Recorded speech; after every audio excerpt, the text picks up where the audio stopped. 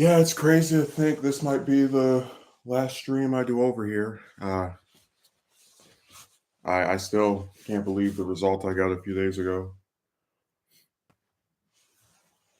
It's been very interesting. Wow, not even technically 6 full months because it was the end of June when I started staying here. But it looks like all good things are not entirely horrible things have to come to an end eventually.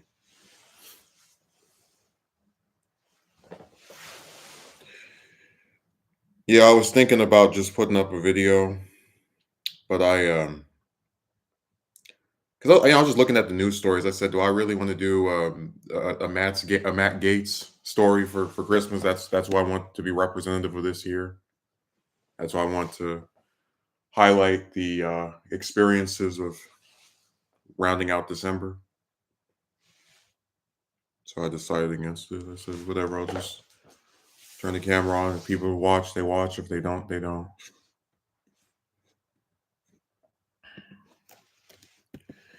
The only thing I kind of am a little irritated by is that it was my intention to try and finish one of those documentary parts before the end of the year, but I don't think I'm going to have enough time because tomorrow and day after that I work, and then I don't think, like, I guess it's this way. There's still a chance, but because a lot of these this final week of the year is going to be so jam packed with either work related stuff or things related to new housing, it's gonna be quite a adventure is the best I can put it. So I'm not entirely sure where I'm gonna end up landing, but I've I guess got a few days to decide all of it. Really, I just get irritated by how there's a lot of this stuff where people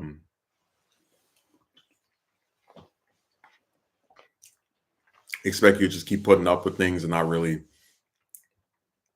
saying the hell with it more often. So I had a bit of a falling out a few days ago with a relative who basically believes that people are entitled to treat you like crap, and then you're supposed to do right by them or something to that effect or whatever. It's a really warped way of thinking.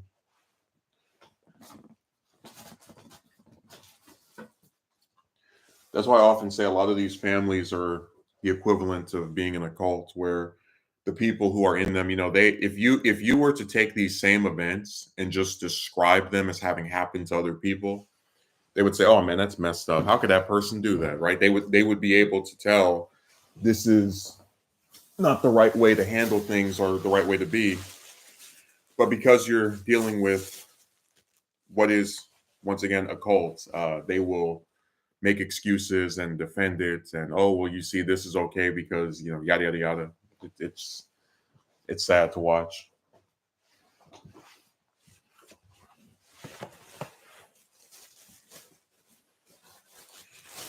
I just don't think people should be like this,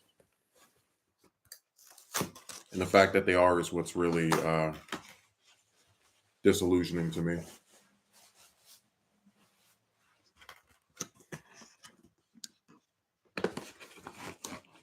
They just have a lot of skewed priorities and warped ways of thinking that I could never get behind. But I said before that, like, for me, a lot of the just personal relationships with relatives and whatnot, it's strained because we have it's more a difference in fundamentals, right? Like, I think that family should matter in a general sense, that they should look out for each other and should be there for each other. And when they're not, the person who feels as if they've been let down by them has the right to distance themselves from these horrible people. Whereas with them, their whole thing is like kind of the backwards version, where you just stick by, you just uh, put up with this person, even if they do nothing for you, nothing to help you, and then that'll just be that.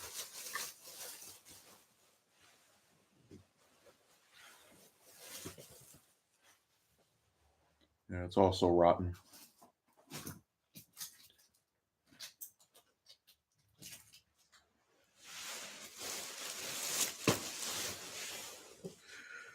Well, I'm not too surprised. I've been dealing with warped perspectives for a very long time.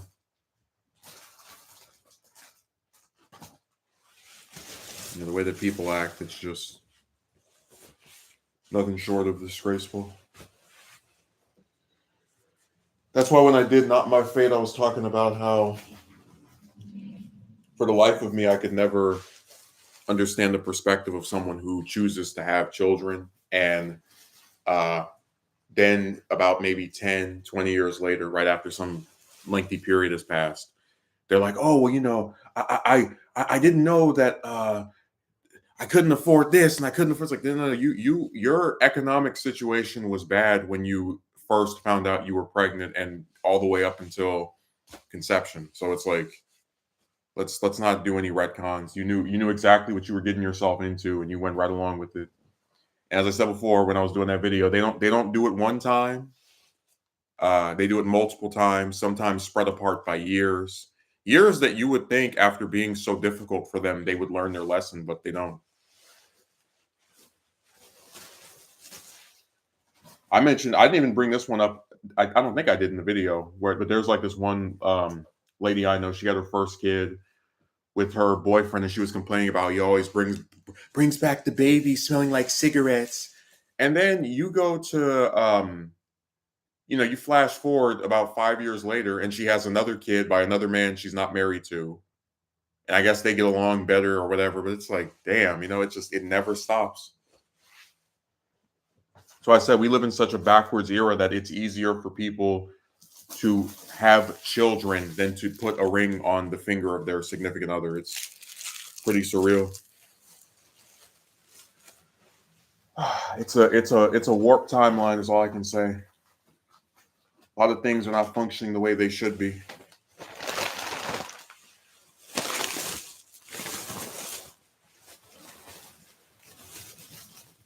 It's crazy to think I've been using boxes for furniture this whole time. Like I mount the camera on a box and like, all right, well, this is my setup. I said they need to be useful for something other than just taking up space.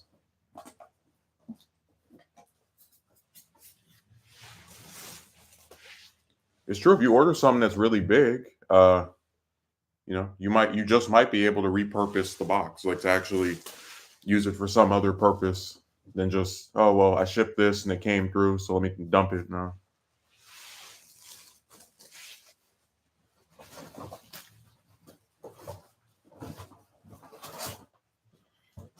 Oh boy.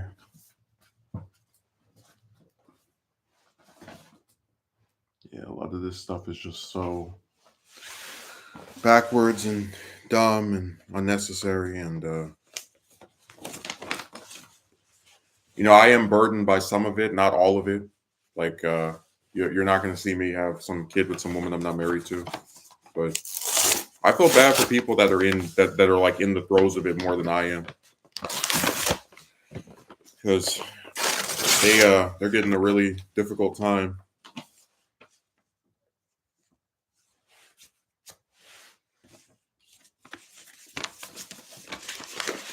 This has been the least Christmas year of any of them, I think. Like I was picking my friend up a few days ago, and I told him I have to keep reminding myself we're even having a holiday in 2 days.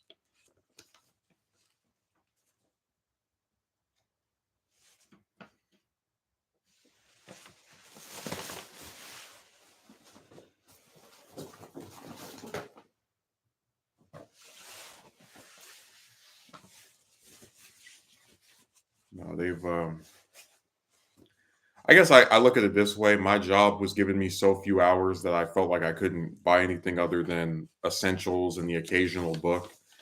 Um, and in watching how I was treated by them, right, and then kind of seeing the throes of just trying to find another job, and that blowing up in my face, all of it sort of has turned into something where it's just like, yeah, the fact that Christmas was even coming up turned into a complete afterthought.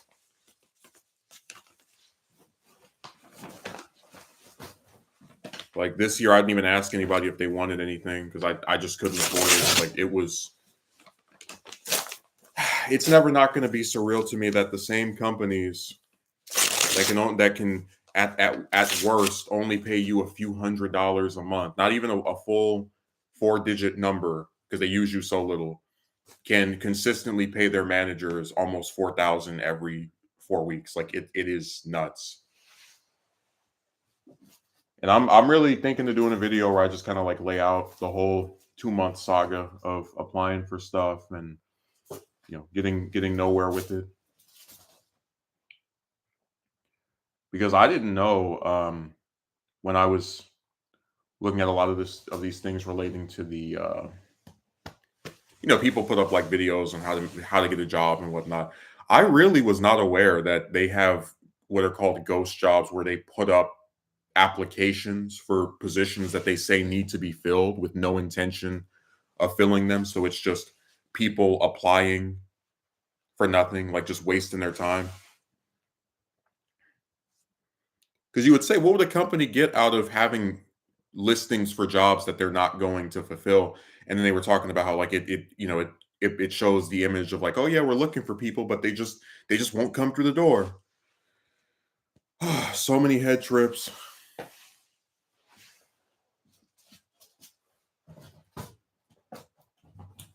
And like I said, I get most annoyed by the places that do the whole, come here at this time, get up at this time. Like that thing Thursday morning really annoyed me, where this manager for this company, I guess I'll get more into it if I do the video. But this manager for this company is like, "Oh yeah, wait, get up at 9 in the morning to talk to me." And I get up at 9 in the morning. We talk for about maybe 20 minutes about the job and how they move between these 4 different locations. And I'm the whole time I'm saying I'm willing to do this. And yeah, this sounds like something I could understand if given a little guidance. They're just they sales thing they sell things to people.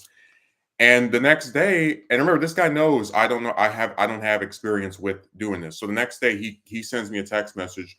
It was a pleasure to speak to you yesterday, but we're going to continue searching for someone with more sales experience. And I was just sitting there like, you douchebag, do you really want me to believe that you suddenly grew a larger amount of desire for someone with more experience overnight? Like when we spoke, you had no issue with me not having it. But so I said, it is just blatant dishonesty. Like it's really sad.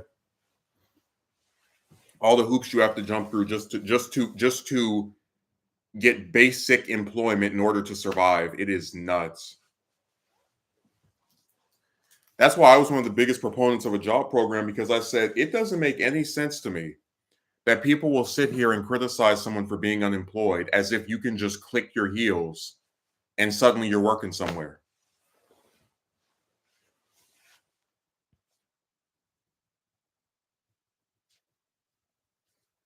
And the worst part, of course, is that when you start working somewhere, they don't give you enough hours to even be able to make a difference. Like I talked before about, there's a new phenomenon where you have people who are homeless and have jobs, like people who are sleeping in their cars, and they punch in the 9 to 5. Like they go to work, if not Monday through Friday, then several times a week, and then go and sleep in their vehicle. Like it's nuts. They're not nuts because they're doing what they're supposed to do. They're working, right? That's what we as a society tell you to do to be able to make it in our backwards system. But everything again is designed in such a way that there's no possible chance that you'd ever be able to like survive off of the hours or lack thereof that you're given.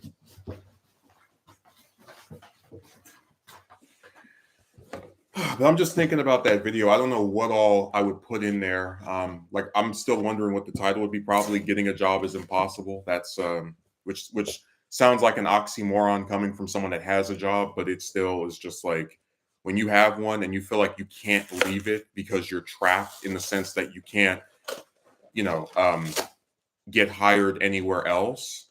Then yeah, it feels like getting one is impossible, even if you already have one.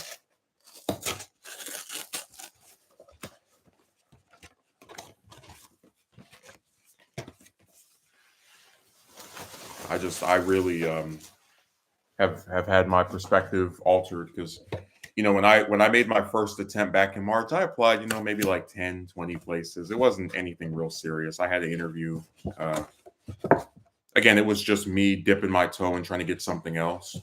But man, after the nightmare of the last 2 months, of the last, was it 9, 10 weeks, I know that you would have an easier time climbing Mount Everest than getting one of these places to hire you. I mean, it is just borderline impossible when you see the absurdities that they expect you to do just to be in their presence. Like we talked before about how this year I had the highest number by a very wide margin of employers that schedule no-show interviews, where they schedule for you to come and see them at, let's say, 11 in the morning, and then you drive yourself all the way over there, and then they're nowhere to be seen. Oh, the manager forgot, or you go into an empty building. That only happened to me last time when I was looking for a job, I think once. This year it's been 7 times, like counting places where I've driven and places where I've been to the what do you call it? Places where I've driven and places that have called me. Those two together have like no showed on me 7 times in the last well, one of those was in March, and then 6 of those were in the past 2 months. And let me tell you something, it's really frustrating to get up at a time where you normally are in bed sleeping, like this, sit outside some office, some building for 10, 20, 30 minutes, show up, say, hey, I'm here for an interview, and then have them tell you, oh, the manager's not here. Oh, the hiring manager is out of town. Oh, they forgot. Oh, call back next week, next month. Like,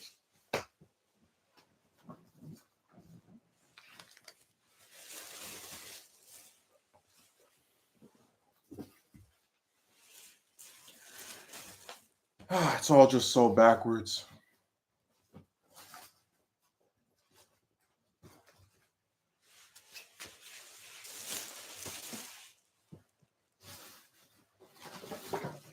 My favorite part is that some of these companies schedule phone interviews, and they don't just schedule them, they schedule them weeks in advance. Like, it'll be November 12th.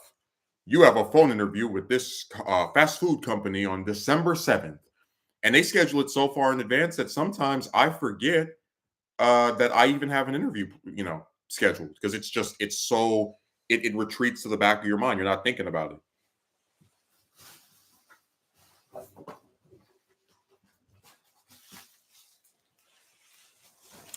So then when the interview finally comes up and they tell you, hey, you got an interview in an hour, they're going to call you. You're like, oh yeah. Oh, wow. I forgot. Oh, sorry. I wasn't even thinking about this, because it's just in the back of your mind. It's been so long since it was scheduled that it's not even like you've already moved on to look for something else. Like, you've already just had it completely be divorced from being in. And that's already the first clue that they're not serious about hiring anybody. Who the hell who's like urgently looking for a job can wait 3, 4, 5 weeks? Because remember, if you're working on the minimum wage over here, which is going to be $16.50 next month, and they're telling you wait 2-3 weeks to even start working here, that's already like anywhere from 1,000 to 1,500 that they're keeping out of your pocket by not using you for that period.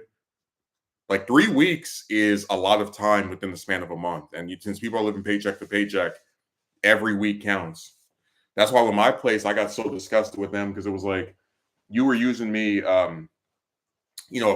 anywhere from 3 to 4 times on average for months, every week, and I was fine with it. $300, $400, and then all of a sudden, over the past 2 months, it's been 2 shifts here.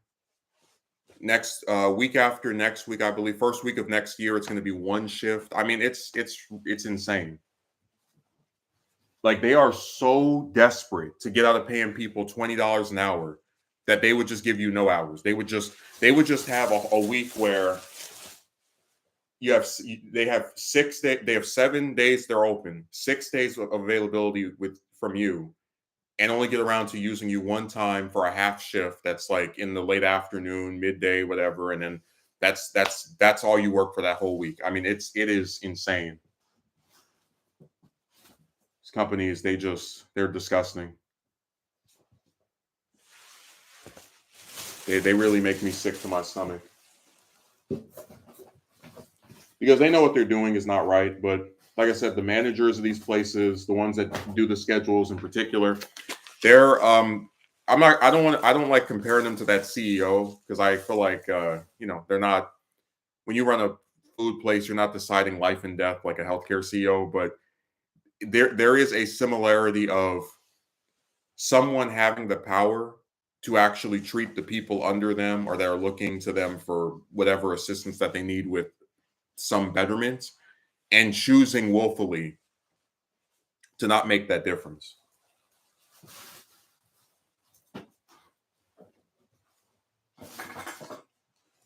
When you sit there and you're afraid that you won't be able to pay for your house this month or buy yourself a damn cup of coffee from Starbucks once every 7 days, right? Because you might need that extra $20 or $30 for gas to get over to your job that's 60 miles to and back.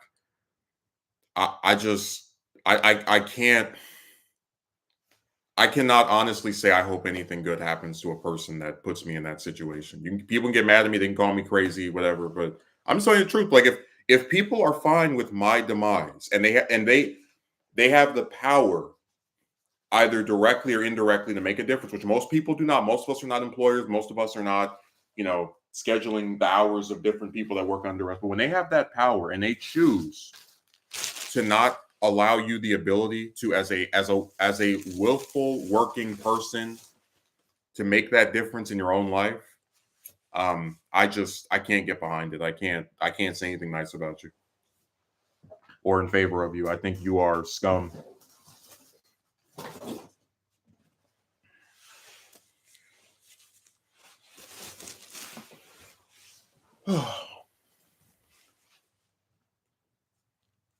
Sir, some of the stuff people do just makes my stomach turn.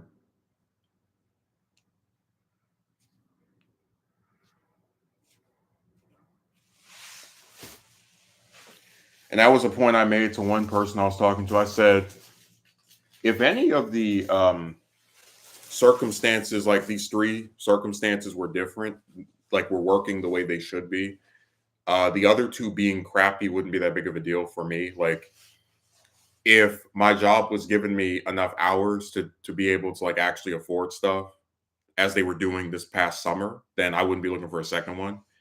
And if these other jobs were either willing to hire me, part time to like correspond with the other one, or even just willing to give me a chance at all, um, and weren't so far away in the few times where they are, then it would not be a big deal that first job is not full time or whatever.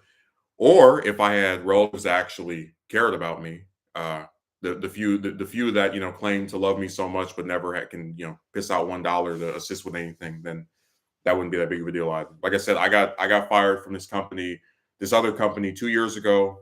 Did not it was frustrating. It pissed me off because I felt like I'd worked as hard as could be reasonably expected. But it wasn't the end of the world. I wasn't sweating about how am I going to survive or eat next week because I had help.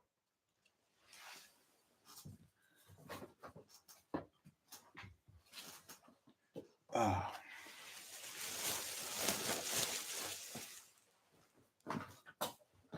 I'm really debating what would I call that video. Probably would be getting a job is impossible. That's probably the, like, it's a pretty generic title, but sometimes the most simplistic option is the best one.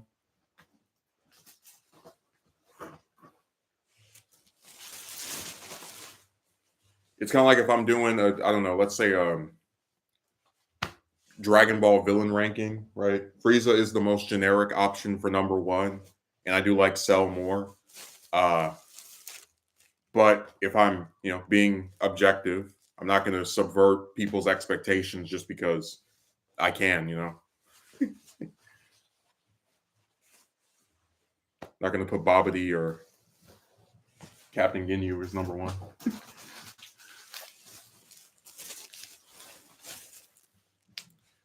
That's the thing. Next year, I might do Dragon Ball videos again. The taste is in my mouth a little.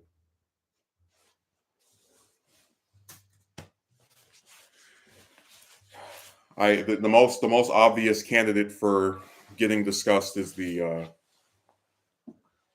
Buu Saga, and I could make anywhere from 30 or 40 videos about that one arc and just how much it destroyed everything. And it's got its really good moments. Even if I say I like it, I still have to admit the damage it did in the long term has been very apparent ever since it ended. Like it's really unfortunate that was intended to be the ending of Dragon Ball, because it in being the intended ending, it birthed something that has persisted and lived on, and it is not enjoyable or good in the slightest. Not the arc, just the things that have come after it, largely.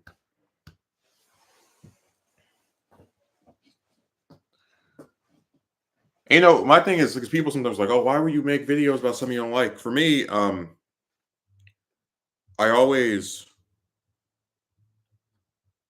go out of my way to kind of, do stuff in a way where things are expressed properly and not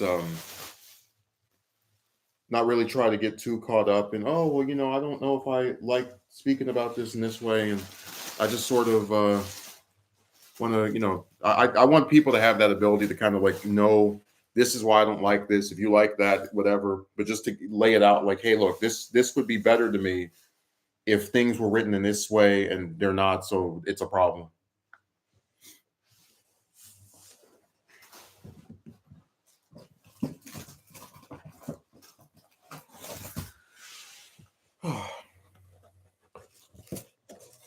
Important to, I don't know, as someone who wants to write, I always think it's important to understand why I like something, why I don't.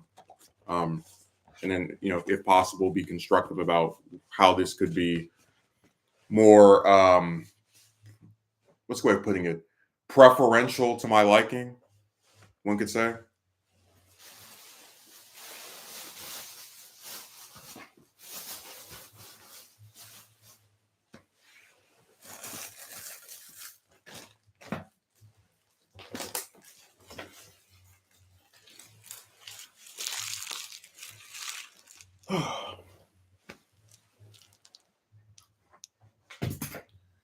Yeah, I've just been thinking about the documentaries and whatnot.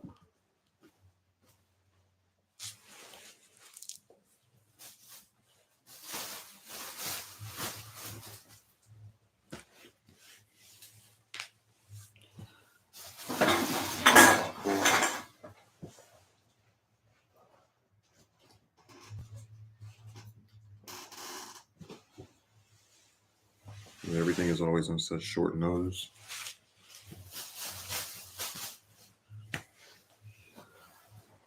I don't even normally like to just kind of, stream if I'm not necessarily busy, just kind of cleaning up around here a little bit. But no, I've just been thinking about the documentaries and all the different things I want to do relating to them.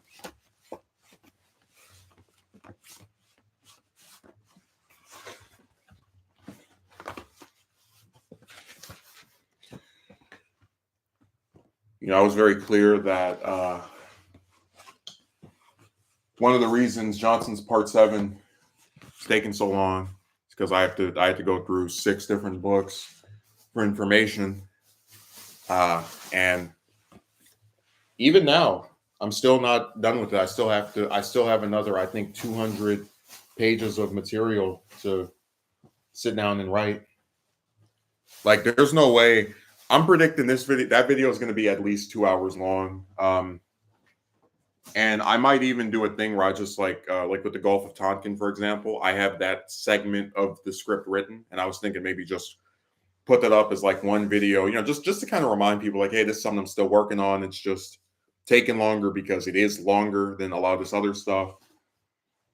But that would be the idea. Because I remember when I was doing Nixon Part 3, I made the decision to split it in two because it was, like the script was 30 something pages long, and I just thought it was too massive to do as one video. Because generally speaking, when I have a Google Doc script, once it gets to around 10 pages, that's normally about half an hour, about 30 minutes on average. Sometimes it's shorter, sometimes a little bit longer, depending on how, if there's any like spaces in between and how fast I speak. But it's on average close to 30 minutes or more than 30 minutes. And then when you get to about 20 pages is where it's an hour. So that's the idea that, you get to 30, hour and a half, 40, 2 hours. And then when you factor in all those clips I'm playing of him, it's going to be even more massive. That's another thing. I want to get at some point another computer to just edit stuff on, because I do want to do this stuff, not necessarily professionally, but give it its own space where I can just have a device that has the sole purpose of any of these long form, multi-hour videos. They can just be put on there and made and edited and whatnot,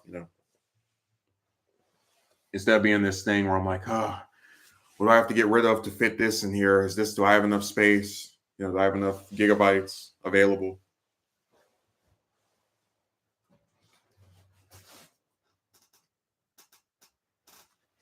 I said before, if I'm playing some game, why do I have to delete it so I can, be able to put this on there?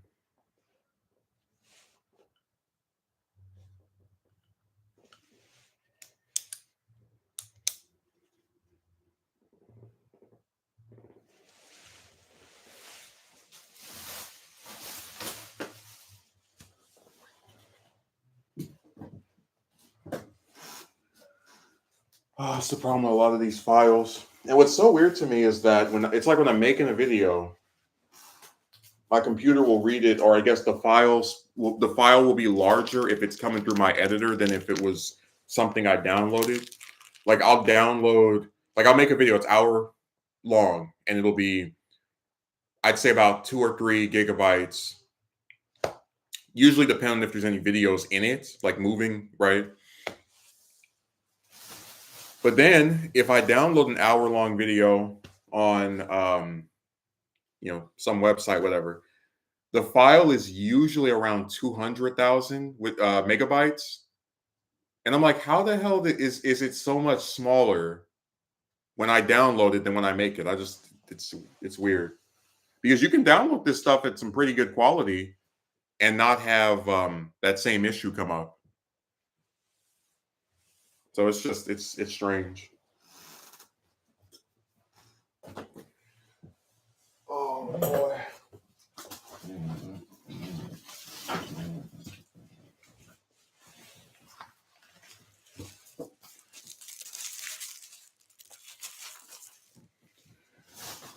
Yeah, the job's been pretty much the same as usual. Barely giving me any hours. That's the new status quo. I had one coworker who said something to the effect of, "Oh, I feel like I haven't seen you in a while." And I was like, "Yeah, well, the place doesn't want me to be here that much, so that's what you get."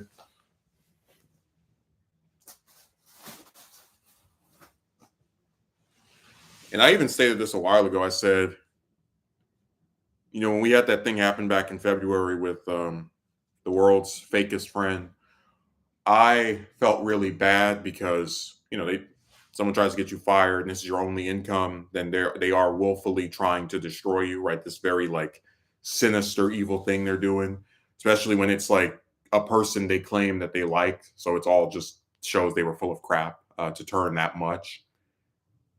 And I said, it's amazing how if something like that were to happen now, I really wouldn't even be that torn up about it because,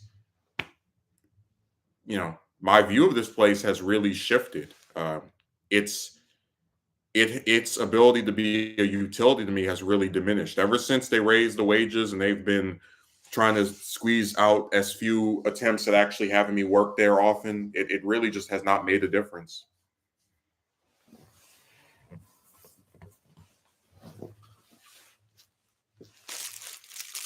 Like I was sitting there thinking, I said, well, if I got fired, would I really be bothered by it? Would it really hurt me? And oh man, what am I gonna do? And then, oh no, I don't think so.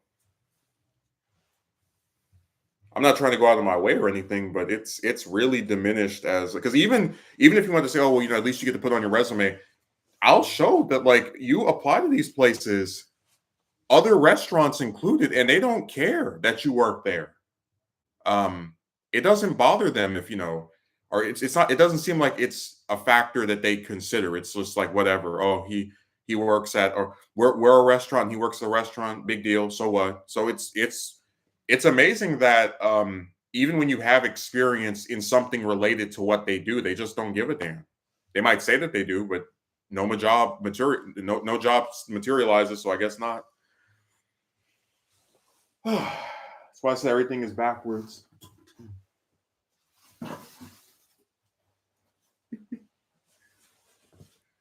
You will never have enough experience for someone that doesn't want to hire you because no matter what you do, they will just not hire you.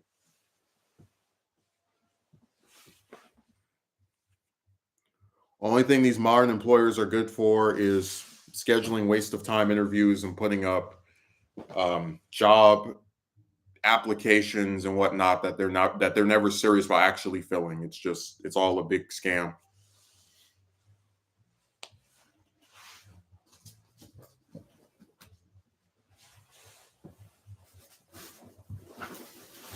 Nothing but a waste of time at every turn.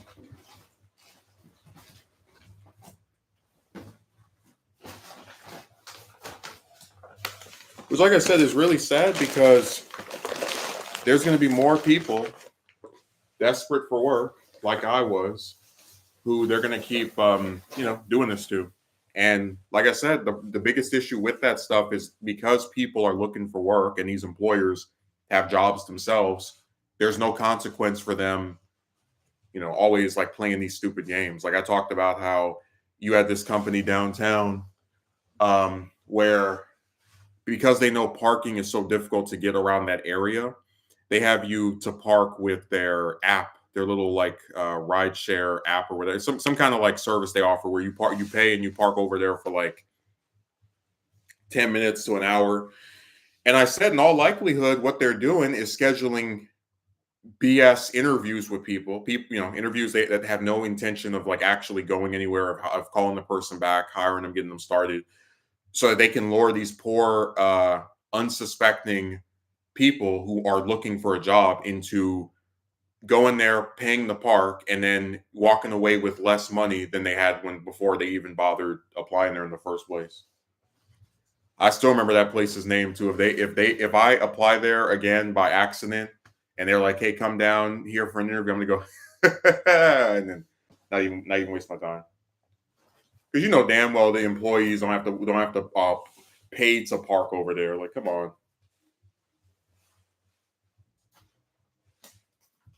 what a joke.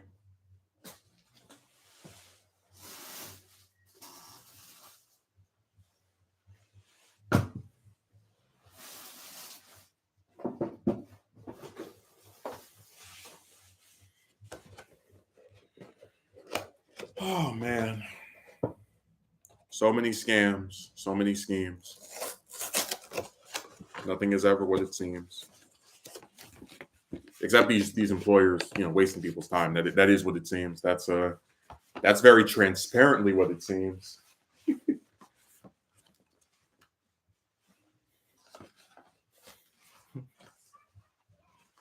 I told the story of when I was the first instance where the job.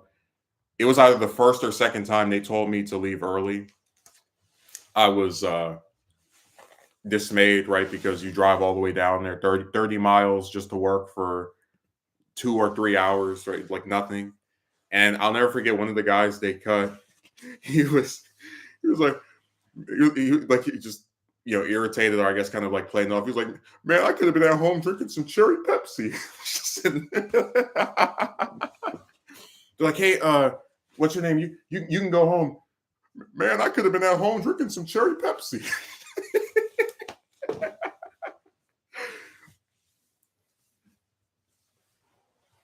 You can clock out. Like I said, the way they treat regular employees at these places is terrible. We are nothing to them. And like I said, it doesn't matter how good of a job you do. Even if they hire you, they'll show their inability to ever consider you as a person or someone that actually has a life beyond working there.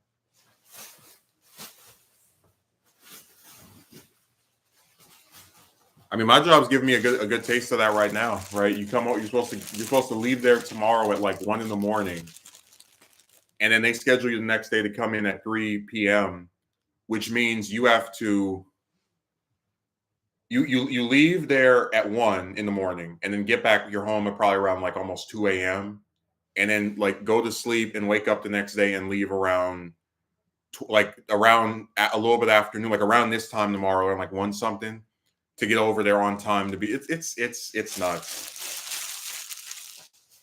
It's nuts. It's stupid. It's dumb. But they don't care. Dance for your little few $100s a week. Ooh.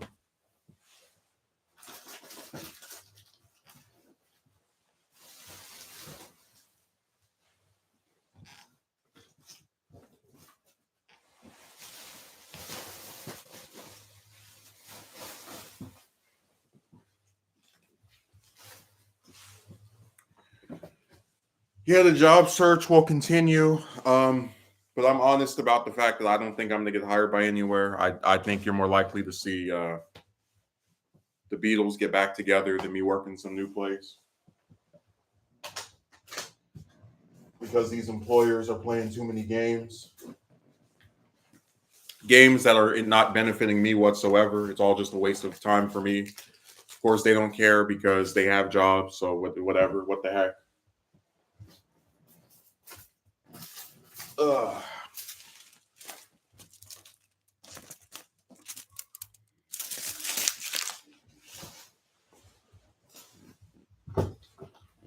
Oh man. Yeah, it's all just so lame. Like I said, the utility of a lot of this stuff has really diminished. To think about how I felt last year around this time when I first started working for that place, and now it's night and day difference.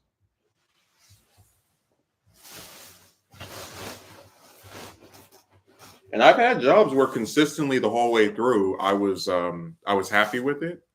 But my issue with a lot of these different positions I've had tends to be related to hours. Like either they start you off with a decent amount and then they change on you, which is what happened here. And then with this retailer I was working at 2 years ago, though I mentioned I got fired from, and you start working there, you're making some money, it feels good to be a supposedly productive member of society, and they just pull the rug from under you. You go from getting 40 hours a week to 30 something or 20 something or whatever. And at this place, I've always been a part-time employee, just like everybody that's not a manager. And you start working there, you're getting almost 30 hours a week every week, right? A few hundred, probably like 400, 500. You're like, all right, this is nice, right? Consistent, even if it's not necessarily what I like the most, but you usually go in at 5 in the afternoon and get off at 1 in the morning. Not anymore. Ever since that wage increase, you get these little crappy 4 or 5 hour shifts. Sometimes it's on Monday, sometimes it's on Wednesday. Sometimes you start at 5 in the afternoon, sometimes you start at 3 in the afternoon, sometimes you start at 11 in the morning or 12 in the morning, or excuse me, in the afternoon rather. Sometimes you go in as late as 7 or 8 o'clock or 8:30 p.m. Sometimes you get off as early as 4 p.m. or as late as 1 in the morning. I mean, it's and that was one of the biggest reasons why I didn't want to try getting a second job, because I said, how the hell are you supposed to work at two places where one of them is having you go in so damn late that you're coming back like the next day.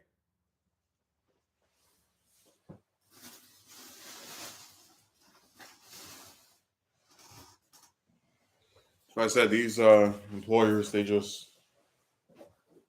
throw you through a loop.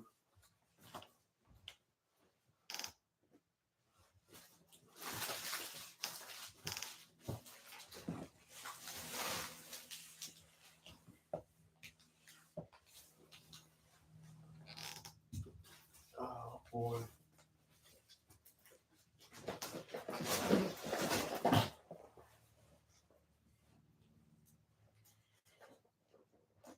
Yeah, it's amazing how much stuff just builds up with when it comes to trash and just little scraps of paper and whatnot.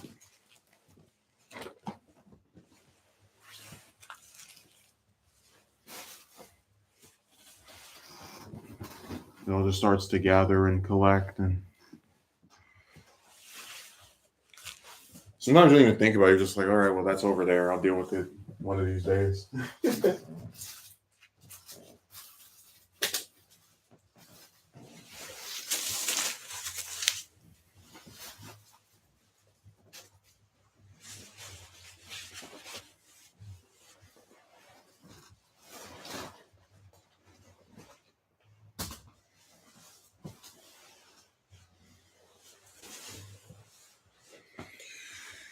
Yeah, it's just been a really obnoxious year. Is all I can say. I'm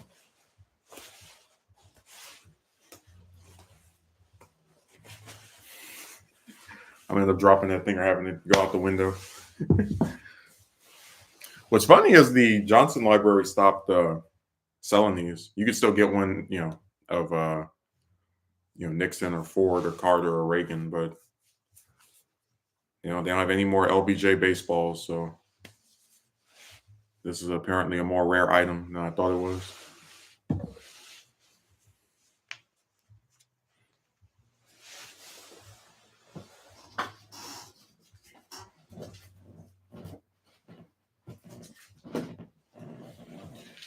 Oh boy.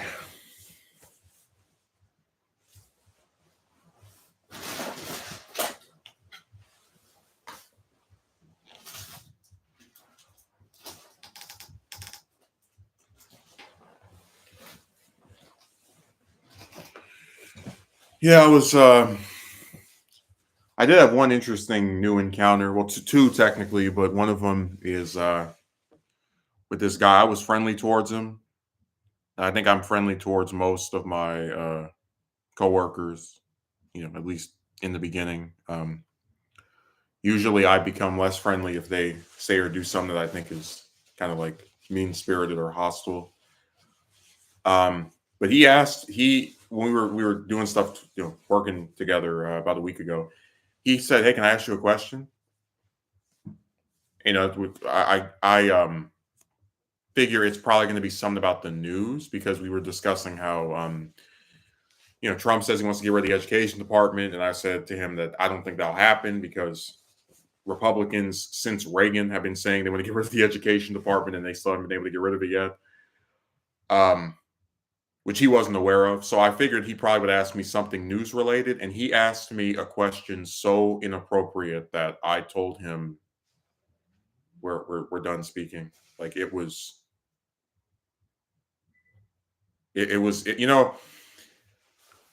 best way to put it is that sometimes when you work with people, when you're around people, ones that you probably wouldn't be around if you didn't have to, if it wasn't your job to, be in the same area or space with them, you might think something of that person that you don't say to them, right? Like, you might think this person is, uh,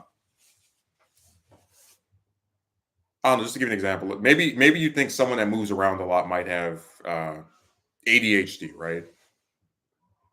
But you wouldn't ask if they have that, because you wouldn't directly ask them, or inquire, right?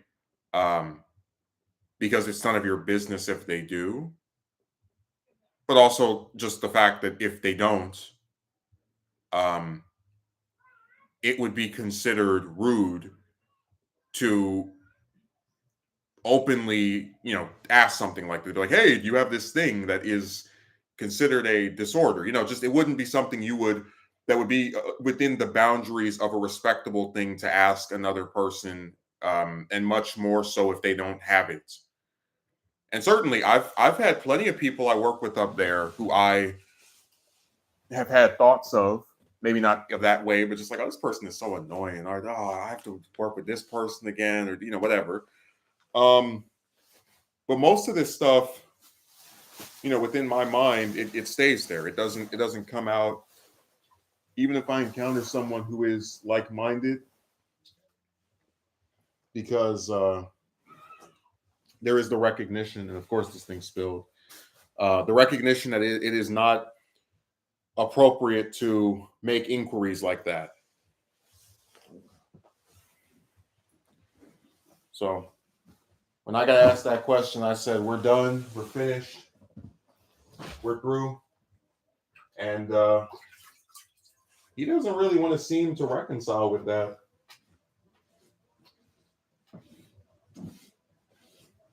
It's funny too because when someone knows they're asking something that they probably shouldn't ask, what I tend to do is be like, "Hey, so why didn't you ask this person that?" And sure enough, he admitted he would not ask because he wouldn't think it was appropriate. So I said, what would convince you that you could ask me something like that and I would not be offended or kind of like, what the hell, right?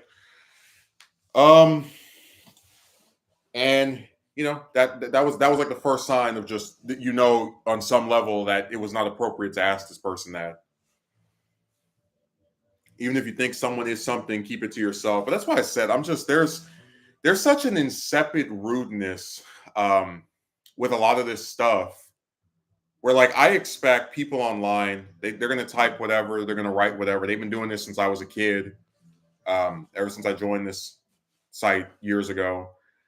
So like it's ingrained to me to just kind of like, no, yeah, yeah, yeah, yeah, they're going to type this, yeah, yeah, just to know that is what they do.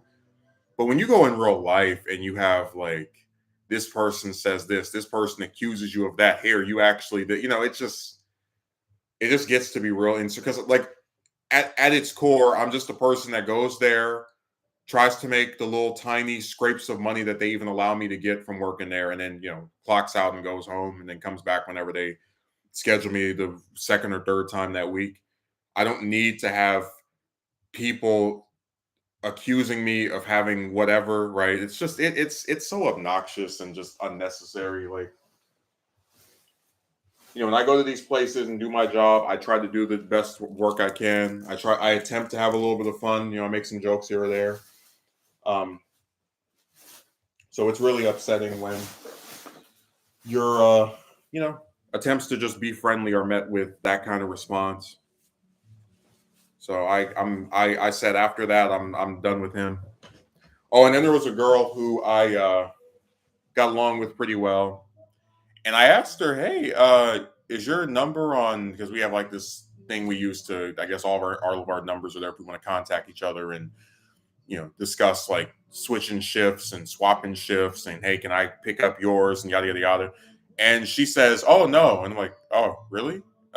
She's like, "Oh yeah, yeah. Why?" I was like, "Oh, I was wondering if I could uh, text you something." No, no, no, no, no, no. I was like, "Okay, whatever." And I said, like, as she's like walking away, I'm just thinking to myself, I've had probably anywhere from 4 to 5 different, and men don't do this, so I have to put it like this: women that I've tried to speak to from this job, and that was the first one that has like said no, which kind of surprised me because I was like, all right, well, but I didn't really get that upset because in all likelihood, what would end up happening is, how they are. You send them a message, they respond, and then after like one exchange, they just abruptly stop responding, and never reach out to you. That's the way this stuff goes. That's the never-ending trajectory of trying to be friends with one of these bastards. But then she comes back and she says something interesting, something that reminds me of a certain other person from last year. She comes over and she's like, "Hey, I wasn't trying to be rude or anything. It's just, I'm married." And I'm like, um, "Okay, that I wasn't trying to start anything romantic." And she's like, "No, no, I know, but I don't want my husband to think that, da, da." And I'm like, "Okay, all right, yeah. Well, I wasn't trying to start anything like that." But she came back and apologized and said that the reason for her, being so, I guess, against the idea of talking to me outside of there was that she's married and doesn't want her husband to think that she's trying to do something with some guy that works their job, and she wants to keep it professional and yada yada yada. And I said, what I can't get over, and it's like, fine, whatever. Like I said, in all likelihood, it would have been the same as this with the other ones, where with the exception of one of those chicks who I did try to, I'm not even talking about mixed signals queen, somebody else, but with the exception of one of them, the usual way this goes is that you start texting them, they say hi, and there's like maybe 2, 3 exchanges, and then they just stop abruptly, and that's it. Unless you attempt again, in which case they may respond, they may not. But I said, the crazy part to me is that with this lady, it's so surreal how, like I think about this girl I did the video on last year, the banana penalty, and like her whole thing is though she had a boyfriend and he was saying that we were cheating, even though we live in different states that are, like they're in the South, I'm, over here. It doesn't make any sense. But I said, isn't it amazing how like these women have these relationships with some guy who's like so damn possessive. And in this case, I'm a little bit more sympathetic because she's married and I am someone who physically is like around her. So I can understand his paranoia more than the guy from the other state. But it's like, I would never want to be in a relationship where my girlfriend or wife believes every single triangle around me is just launching some campaign of how they're going to get Justin. Like, god damn. Merry Christmas to you as well. It hasn't really been a merry one, but it certainly has been December 25th. That's definitely the way it's been. But no, it just was so incredible to think about. Like, they really have these relationships with partners who are excessively paranoid, and like they know on some level, like this is stupid. I know, like as in they know that the guy that is trying to talk to him did not want this, or is not, like they themselves are aware this is not romantic, this is not this way, but to please their massa, right? They have to make sure that they snuff out anything before it gets to raise the suspicion of the man that they're with. It's surreal, man. Telling these modern romances are like slavery. Imagine what I would look like. Oh, this woman says she wants my number to send me a text message. No. And she's like, damn. I'm like, oh, sorry. It's my wife. I'm married, and she thinks that I might be cheating on her, and I don't want her to believe that you and I are. It's like, well, okay, that wasn't what I was trying to do. Oh, I know, but I just don't want her to mistake you for a potential suitor. Yes. Oh man. Those are prison relationships, huh? When you can't talk to anybody of the opposite gender without the partner thinking it's something romantic.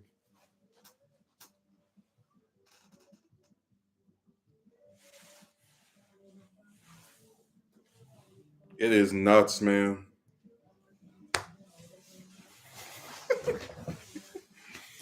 And you can't really feel that sorry for them because they choose to be with men like this. So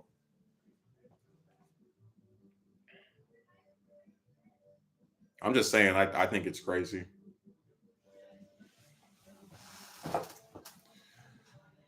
But there's not much you can do when they decide to go down that route. Although in her case, I can again be more sympathetic because presumably if you're married to someone, then you're living with them, and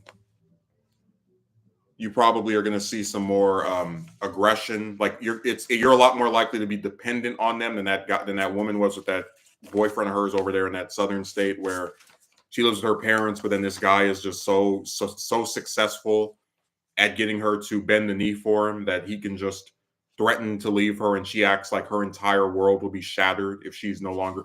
I've known him for 2 years. So, like I said, that hold, right? It just gets tighter and tighter. I mean, all it takes to turn somebody into your possession that you can do whatever you want with is knowing them for 2 years. That's all it takes.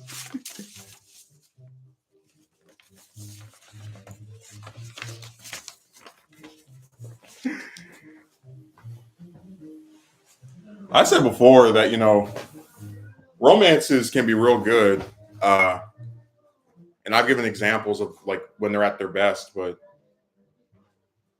I don't know if the woman is having to work there. I don't think the guy is probably doing the greatest job of providing for her. Which whatever. People are struggling financially all over the place, but it's just like to me, it just seems crazy to have to like put up with the controllingness with a partner who's not even that successful at taking care of you.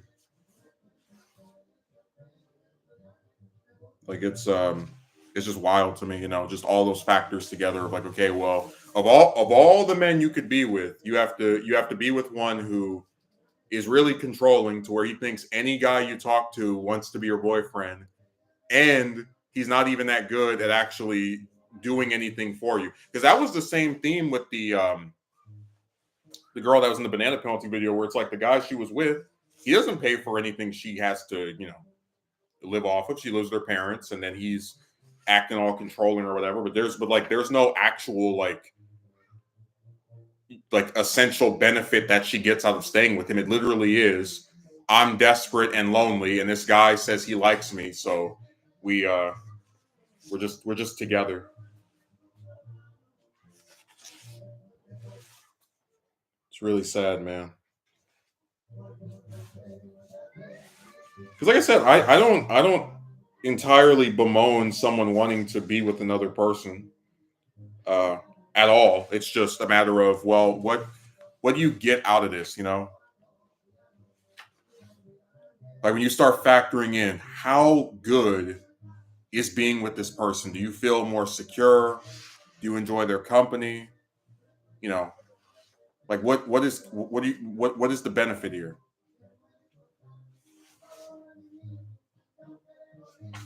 Yeah, they're playing that stuff over there. You can hear it. I apologize, but I can't control these neighbors. Every holiday they have to blast some music and sit out there and have a pool party, but they're non-existent pool and they're very loud tunes.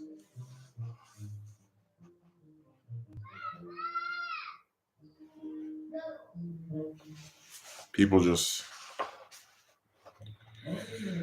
oh man, they drive me crazy. They're very loud.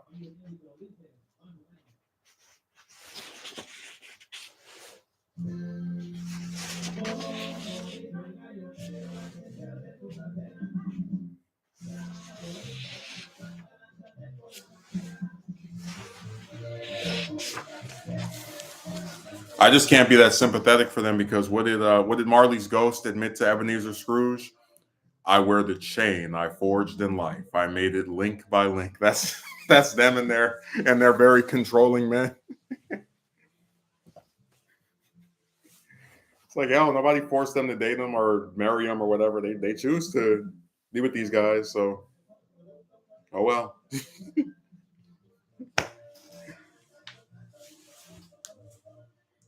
Hey, you don't have to. I said this. Well, I didn't put that line in the not my fate video, but it was like, hey, you don't have to have kids you can't afford with men that you're not married to that leave you after you have the kid or before you have the kid. I wear the chain I forged in life. I made it link by link.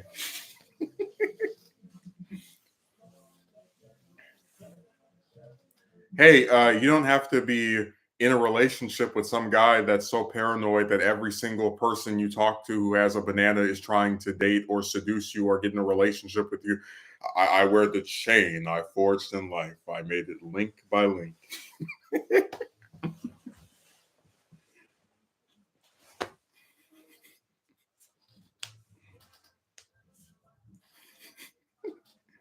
That's them. Like they actually create these circumstances for themselves, and they're not good circumstances either. It's pretty lousy. But hey, we have to let them fall.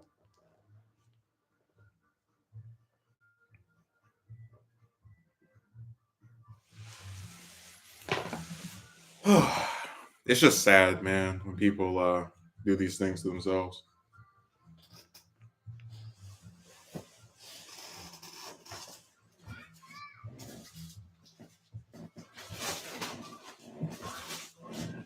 Yeah, they're always knifing someone though.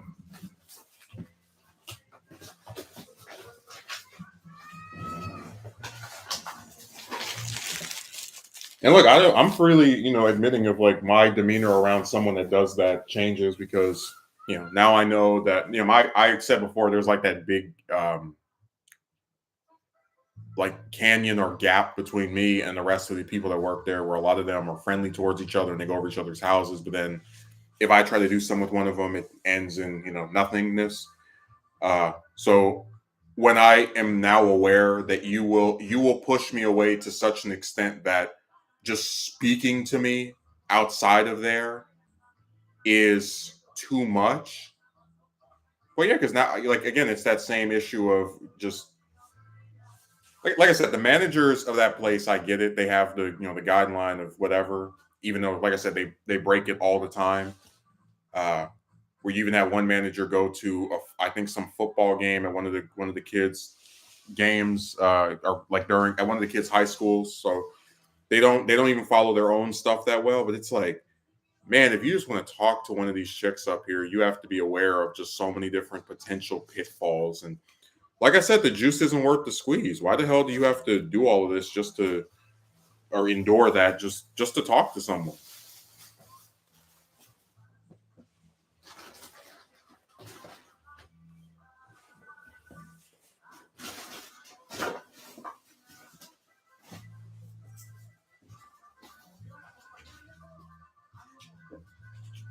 Oh man.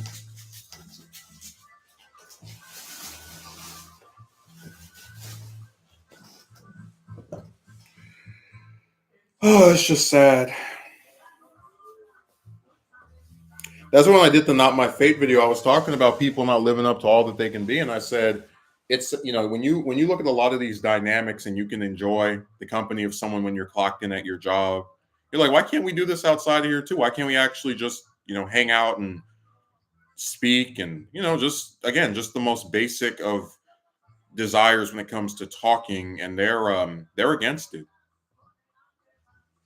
They're opposed to it. It could be the most harmless thing in the world, but they will sit there and be completely fine with it being twisted and into some demonic evil act that you're trying to inflict upon them. And a guy that just wants to say hello to some woman has her boyfriend or her thinking it's like going to destroy their marriage. And it's like, imagine how unstable your romance is with someone that all it takes to threaten it is, I saw you texting this guy at your job. Well, we're in the text messages. Let's read them. Hello, he says. Hi, you write. How are you? He responds. Good, you reply. I hope you're doing some more shifts this week so I can see you, he writes. Yes, I like seeing you as well, you reply. That's the those are the explosive comments that just your whole marriage. Like, you know what I mean? Just it's wild to think about. Like people really sit here and that's their that's all it takes to destroy everything. It's crazy.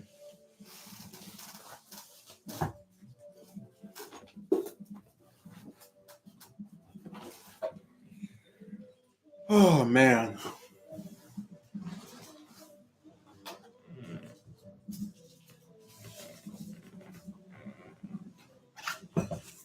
It just shows you how fragile things are. Like they'll never admit that, of course, but when your romance can be killed, like or possibly like seriously damaged by you just typing things to some guy, it's like, wow. What city do I live in? I heard you talk. I wonder if you're, huh? Um, what city I live in doesn't matter if most of the places that reply willing to hire me are in other cities. So I already have to drive like 20 or 30 miles to even get to the job site. And then if you're talking about some specific skills, I mean, if you apply to work at a restaurant, you already make food, and they're like, "Oh yeah, we know you make food, but we don't think you'd be a good candidate for us because of nebulous reason here. There's not really much I can do."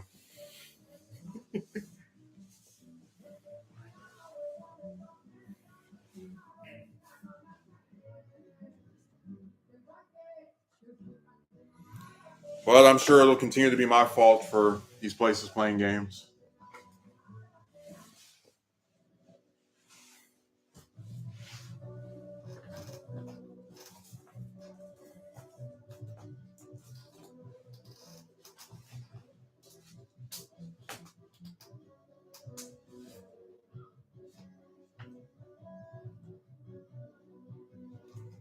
I said, where did they come from with this stuff?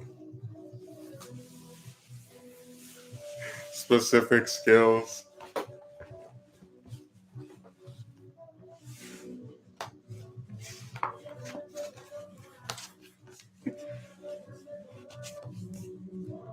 It's a backwards world when you apply to an entry level job and they're like, we prefer people with 2 years of experience. Like, well, hell, how am I supposed to get any experience if none of you are going to hire them? That's literally a self fulfilling prophecy where the same people who say they're open to some new person never give any new person a chance, so no new people can ever have any experience to apply to these places. Strategies.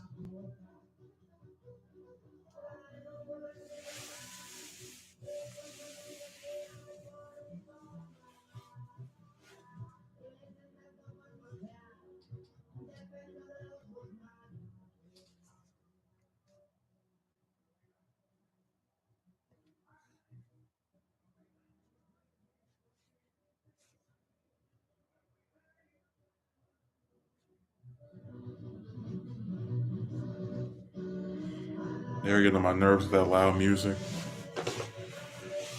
Oh, why do people do this stuff? About skills, maybe tech, cybersecurity, plumbing, construction, nursing. This is what I meant. I mean, sure, but if I apply to places that I have the supposed relevant skills for, and they still won't hire me, then it's like, what difference does it make? Like I work at a restaurant. I applied for other restaurants, and they get some of them, if they even bother giving you an interview, will ask you what do you do, your availability, yada yada yada, and they don't care. So I said it doesn't matter.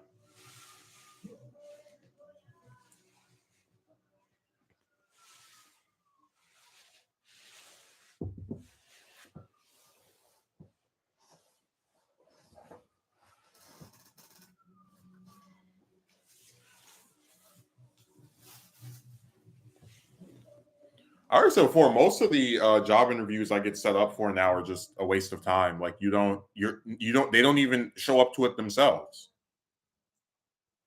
So even if I have the relevant experience to where they select me as someone to supposedly move forward with, it's not going to stop them from doing more BS. Like I said before this year, I never had this many places not show up to their own damn interview. But this is just what they do now. Total time wasting nightmare.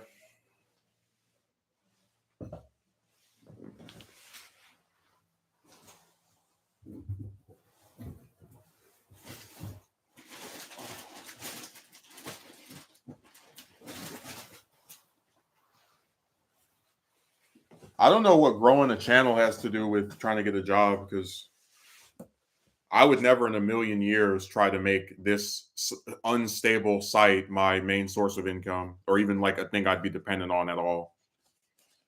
I've seen so many channels where they get 100,000 subs a year or whatever a number, and then the next year they're talking about we're not making enough and the money is down and the views are low. So that wouldn't even be something I would entertain.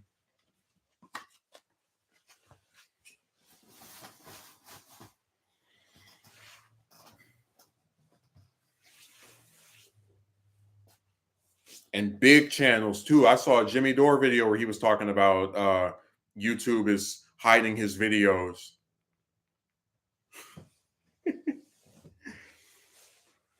You see the Young Turks all the time. They're like, "Oh, we need people to donate. We need people to donate." It's like, well, why do they need people to donate? Because they're not getting as many views as they used to, because the site is unstable.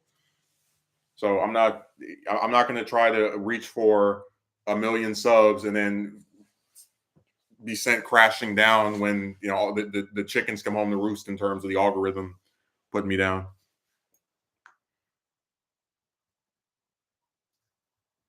I am waiting on you to get a great job, get married. Oh, I think you're trolling me at this point.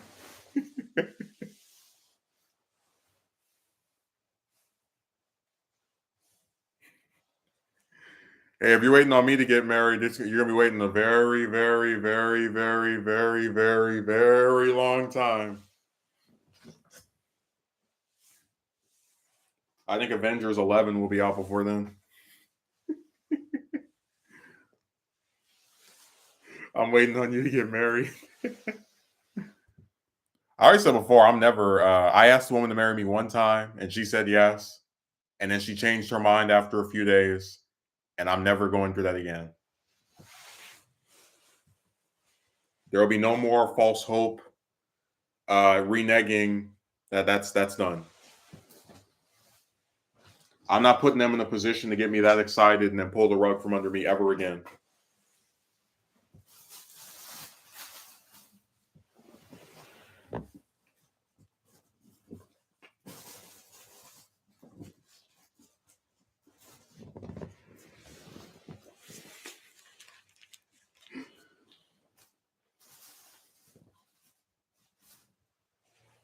What is this?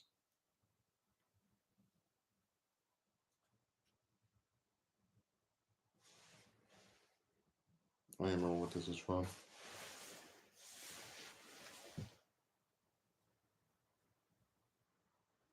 Yeah, you're trolling.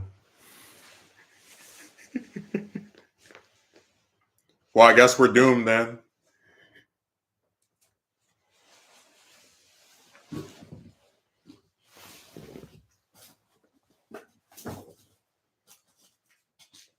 Serious, I don't even know where you got that idea from. Like, getting any type of relationship with a woman at this point is not even a thing I care to have.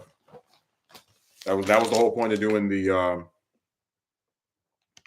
video on the crazy long distance relationships, where it's really rotten when the only attempt at being with a woman in that kind of way is with someone that's so far away you can't even touch them.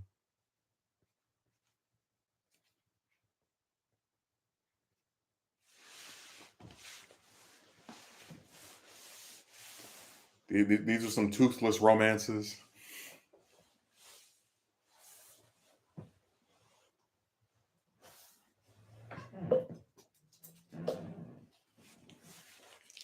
Listen, I normally don't get into my depressive, fatalist, we're done with all this stuff state until after I've already just had the just some constant stream of just ridiculousness.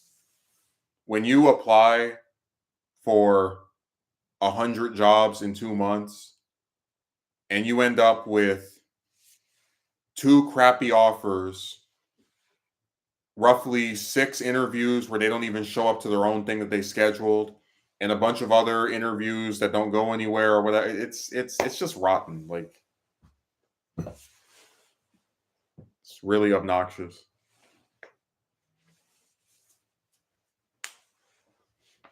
And I'm not getting my hopes up about them changing because their whole thing is we have a job, you don't, so we can waste your time and you can't do a damn thing about it.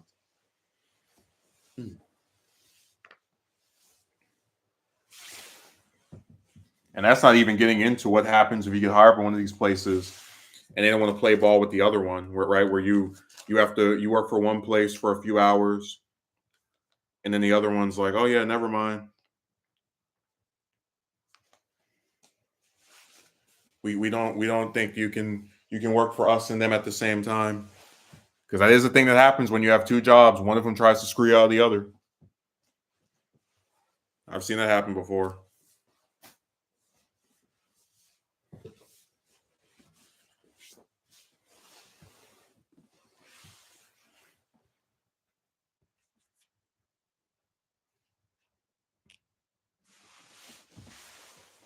Yeah, they love wasting people's time.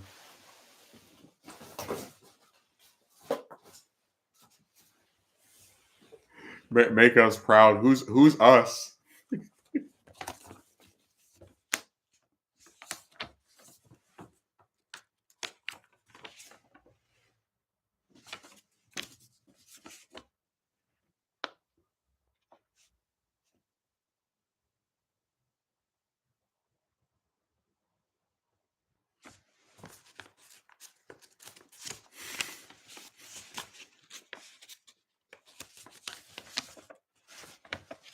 I'm just sitting there laughing.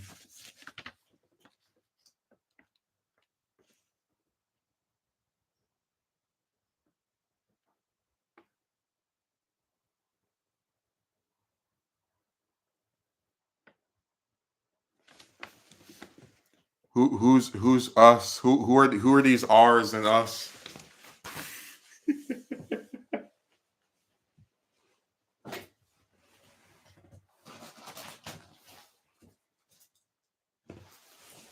Yeah, I gotta throw this thing away.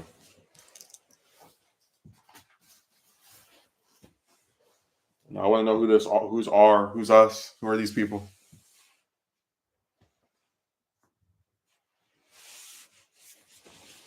Oh no, the American dream has been dead.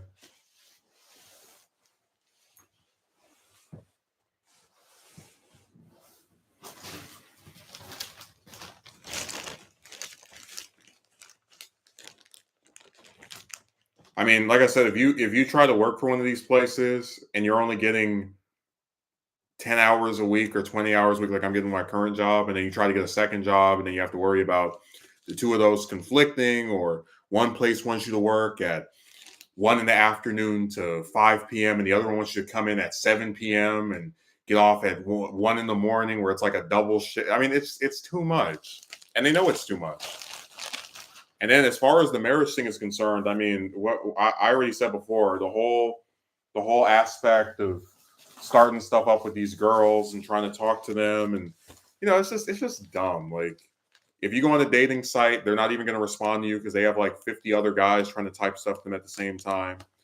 If you go out in real life and try to start something with one of them, they might try to retaliate against you, which is what happened with that coworker of mine, and that wasn't even romantic. It's made all the more screwed up.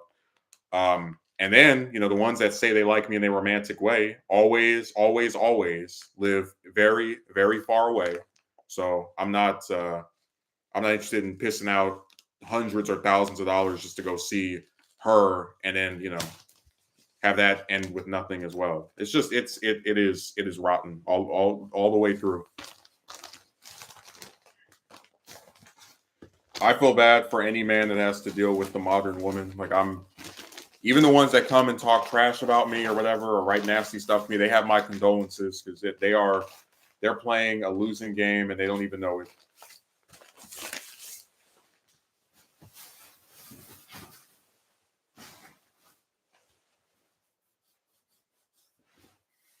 They have my sympathy. Even if they're not sympathetic towards me, they have my sympathy. It is rotten. It is rancid. There's just nothing to be gained.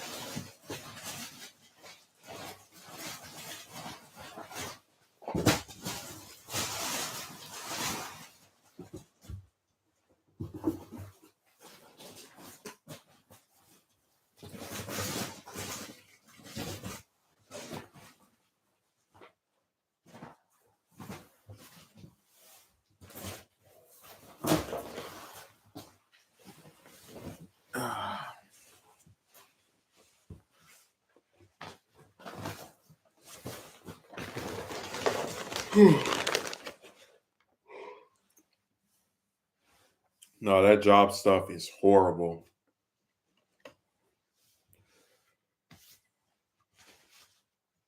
Like I said, I'm sure there will be some more places that put up now hiring signs and listings, all the rest of that crap, but don't expect much from them.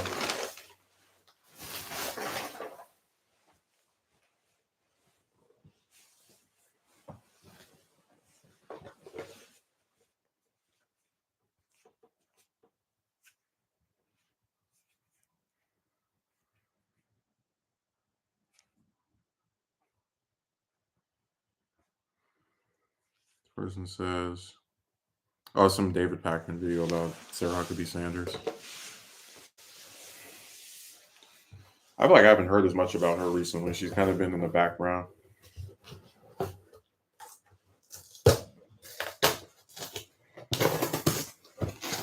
Her and Lake. Although in Lake's case, it makes sense. She lost another election. And now she's hoping, I guess, to get promoted through some other means, through some non-electoral means.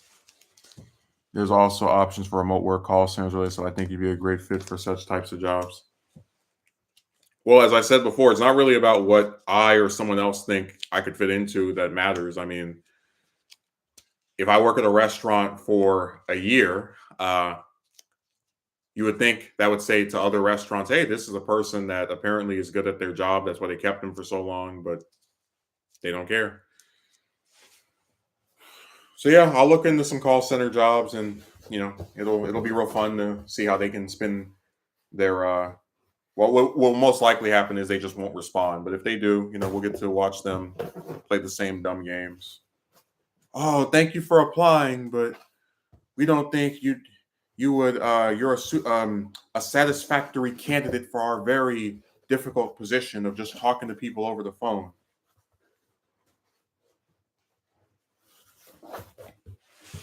That's always how they are.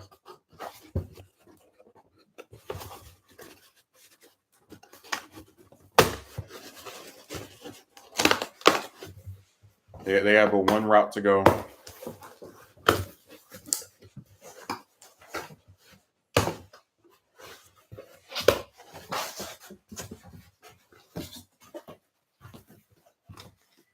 Like I said, jobs are. I'm not against working any type of job really, as long as it gives me 40 hours a week, or even like something I can semi live off of. Like 30 something should be enough. But it's really sad when the most basic stuff is just denied to people. It's pretty insane. I work in IT before I got my first. I applied for like 2,000 jobs. Just keep trying. The door is always locked.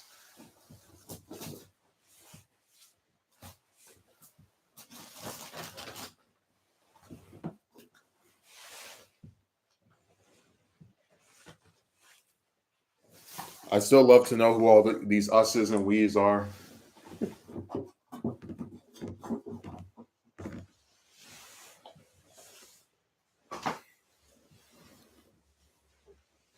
Make it for us. Who's us? We need you. Who's we?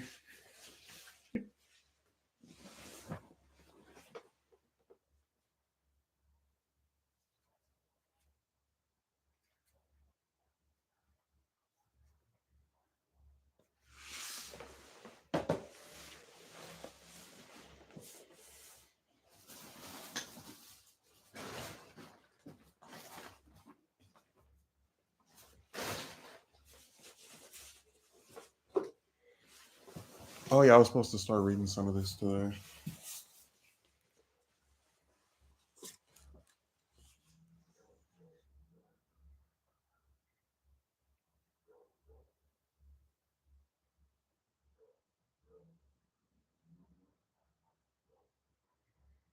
Yeah,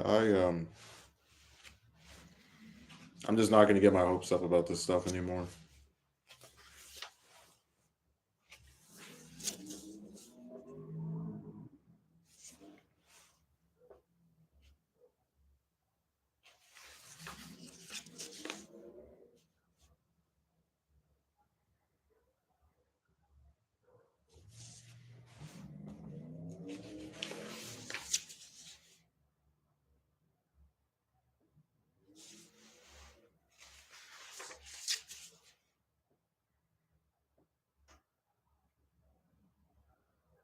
I think I'll probably let me see, do I want to extend this? I could. Cause like I wasn't even entirely sure if I would stream today. I just kind of didn't really know if I wanted to. Well, because all the people the person I'd even wanted to be with today is like not available, and then everybody else is just kind of So I said, yeah, whatever. I'll turn this on and go for a little bit.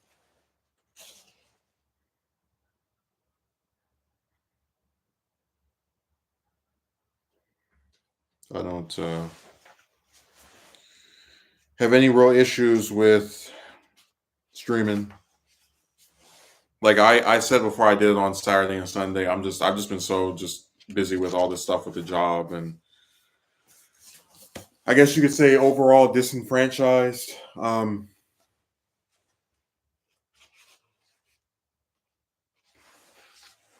no, I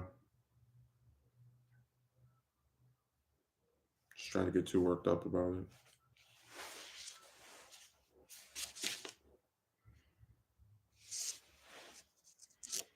And some of these books, you really do wonder about the length of them. Like, man, it's crazy. This is if we're counting notes and citations, over 1,000 pages long.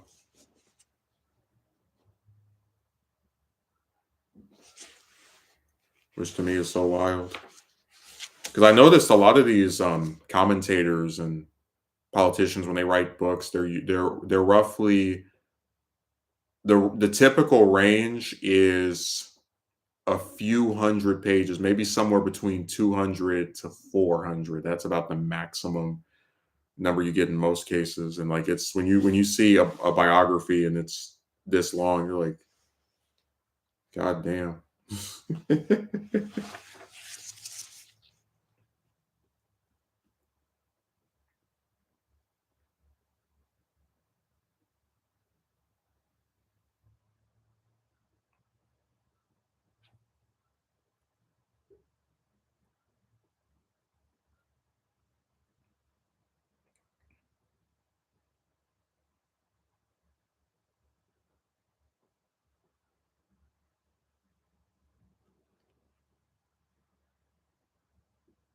Let me see where this is. Yeah, I think one thing I might consider doing are some shorter videos about different important people, and then kind of like just like an overview. And then if I want to do a full documentary on them, I can do that afterward. You know, if time frees itself up, because the Johnson one's probably going to be, I'd say, 11 parts long, 11 or 12. Um, and after doing all the different parts, I can put them together in some, and like probably in like two bigger videos where I just kind of go through and re-record either certain parts of the audio I messed up or don't like as much, or hell, even just adding in some new visuals.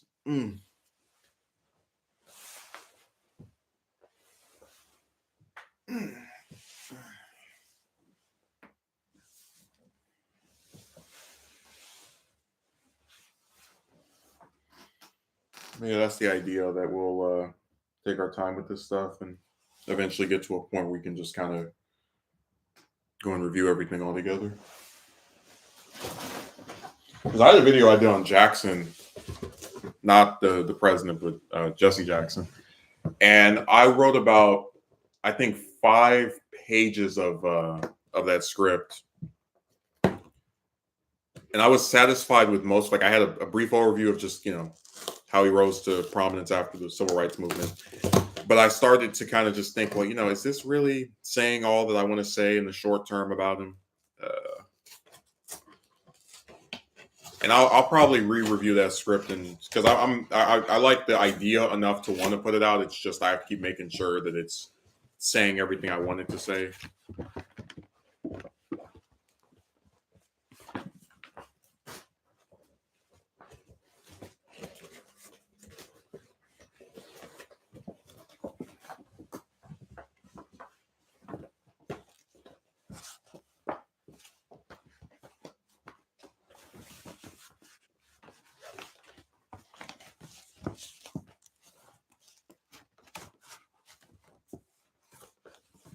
Yeah, it's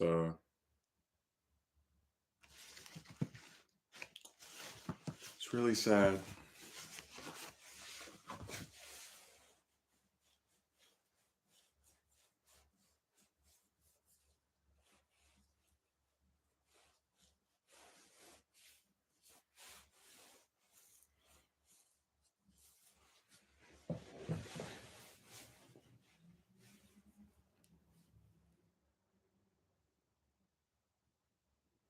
I'm just gonna make sure that I can try to do the things I want to do, and anything else is just noise.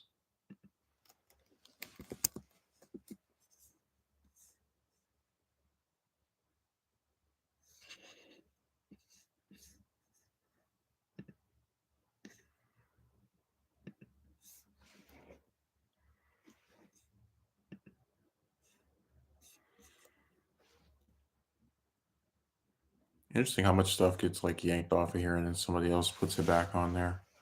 Because you'll see it again and be like, wait, did I already see this? I know this one guy who was getting so starved for content that he talked about like because he's one of these Dragon Ball channels. He talked about taking older videos and just redoing the audio on them. It's like you have so little new stuff to discuss and bring up that you're like, all right, let me just take what I have already made and do it again. Like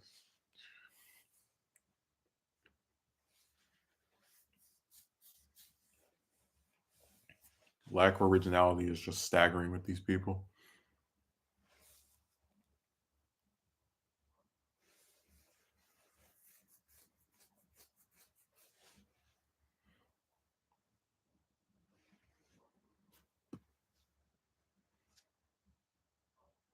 Trying to figure out what else do I want to say.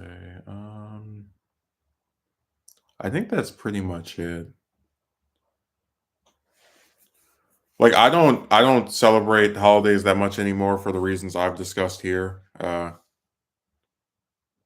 like to acknowledge them in most cases, like, hey, this is going on. But as I've said before, when you get to a point where the few that you did stuff with just aren't around anymore, it all becomes a lot more hollow.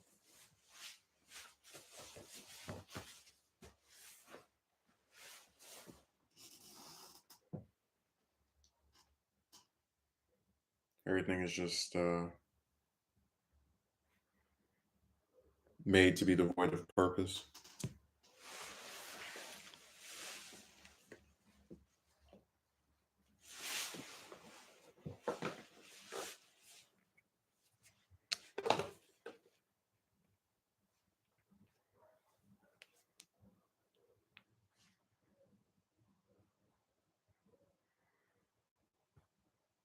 Like I could finish the Jackson video by tomorrow, but I'm not. I don't want to make any promises because then if I don't, it'll look like I was saying something I didn't mean.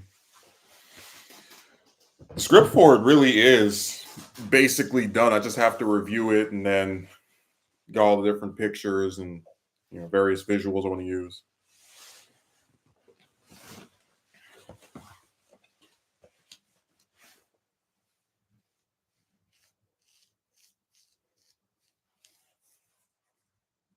But no, I just like it's that, and then probably the Gulf of Tonkin video that I probably would try to edit over the next couple of days. That one's a little bit trickier because I have this clip of Johnson talking about it the day it happened, or I believe a few days before Congress passed the resolution. But I have to go through the clip and see if I want to use any footage from it or just have the retelling by itself.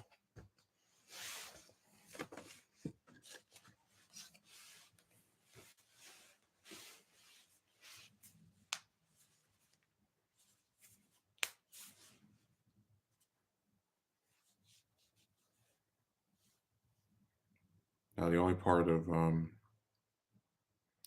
only other part I'm worried about is when you get to like 66 and 67, because that's around the time where opposition to Vietnam gets so strong that even people who supported him start turning on him. And it's kind of frustrating when you have to use a lot of these like print sources from 40, 50 years ago because you can't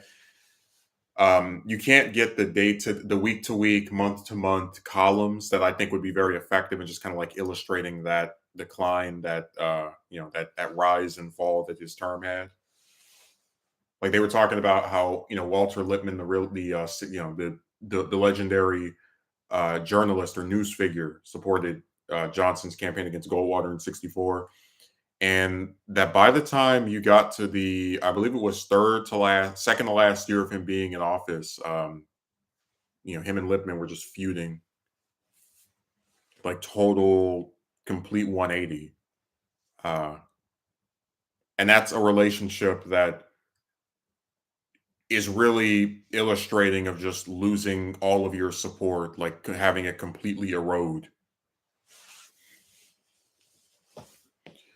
But with a lot of these different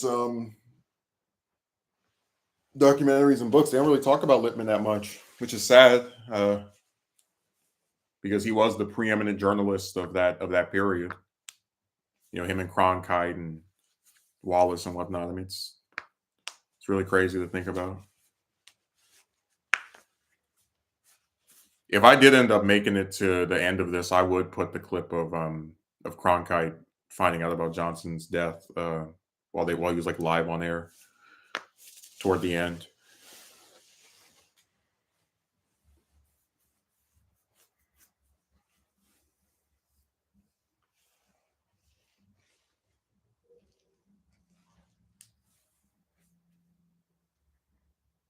Yeah, it's just a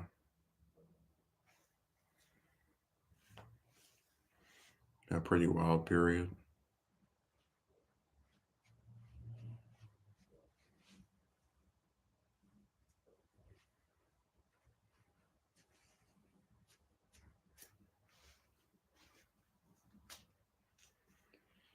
But yeah, that's the idea behind doing the legacy of type videos, where it's just talking about that particular historical figure in a shorter form, with the option to still do something longer about them later on.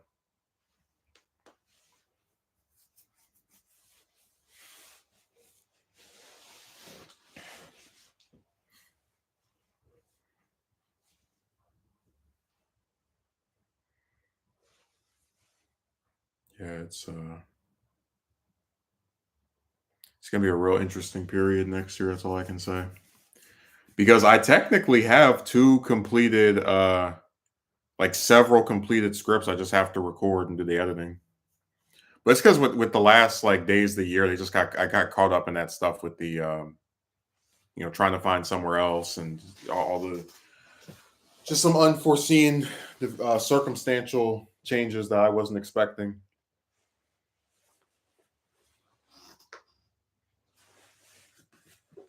So I'll see what I can edit today, and then I work tomorrow and the day after that. But I might be able to squeeze in some more editing tomorrow, and then a little bit on Friday, and then hopefully a whole lot on Saturday and Sunday. Hmm.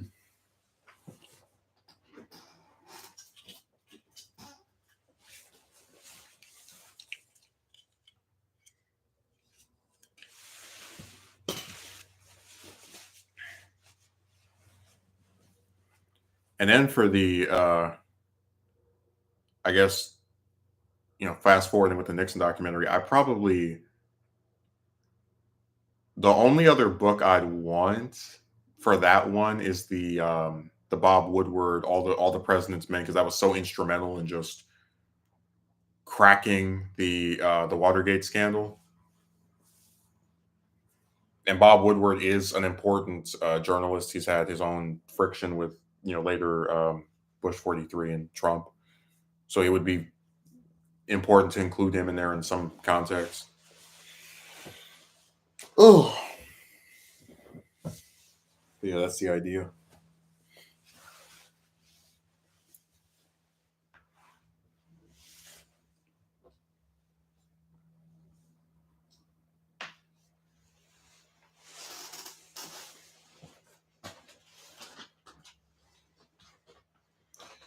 Yeah, yesterday I went and got a pizza, and it was one of those not too fortunate neighborhoods where people, they park these cars and you see the dark tinted windows, you see like stuff in the front that is not normal for a vehicle to have, right? Like some pillow on the seat or some other like covering of it. And it's just sad to think that we've just become used to having like cost of living that's so ridiculously high that people would either rather live in their car or rather just like not even live on their own ever than try to even attempt the suicidal mission of living out here. I mean, the cost of stuff is just ballooning. And me and my friend were just talking about how one bedroom apartments over here are almost 2,000 a month,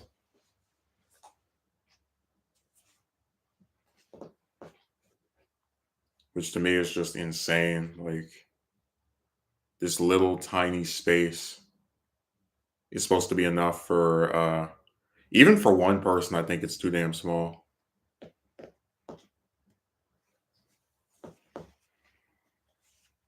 But that's where the insanity lies, and just the idea of, oh yeah, this is enough, yeah, for somebody.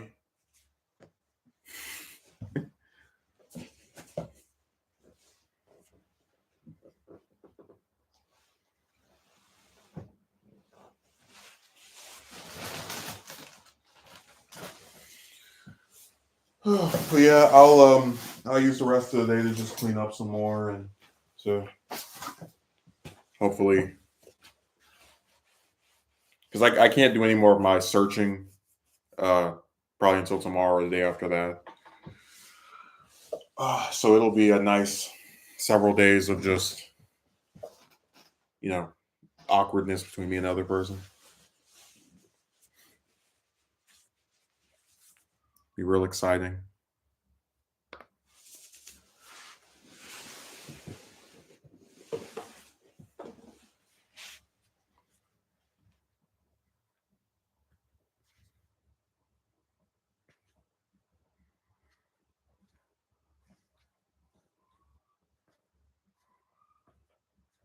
I always have these cats outside just purring and meowing so loud that you can hear it from behind, like closed doors or even like it's really loud. You can tell where it's coming from too, like what direction.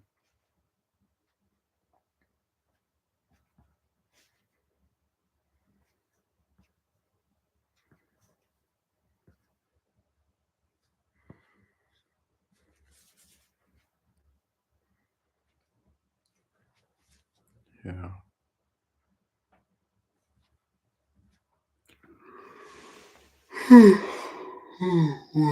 Mm.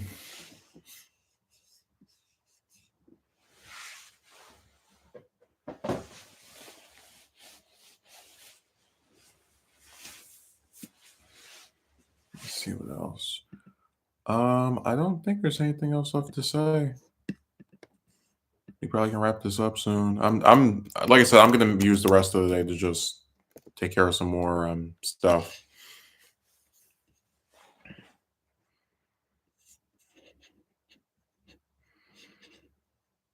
do some more editing and more writing.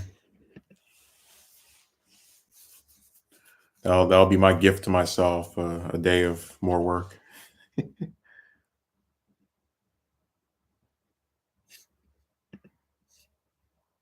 I was even thinking about it. I said, will there ever be a day where I don't have some project I want to do or some other related thing? And I said, I don't think so.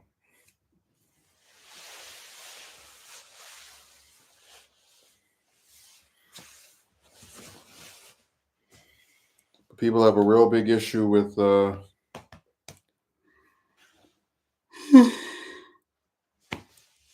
someone that just wants to survive. So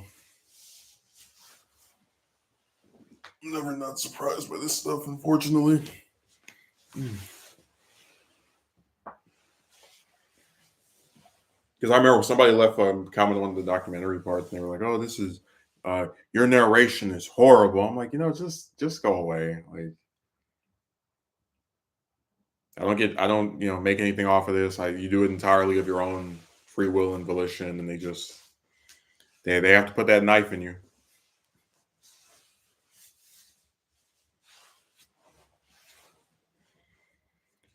That's always what I find so interesting about people who critique a lot of the, I guess, content on these sites. Like, not even just in the sense of, oh, this person I couldn't hear. Like, it's so interesting to think that you have so many different types of channels on here and videos and various other content creators that you don't have to watch that one person if their camera quality is too low or their audio is too low or their narration is not great or whatever.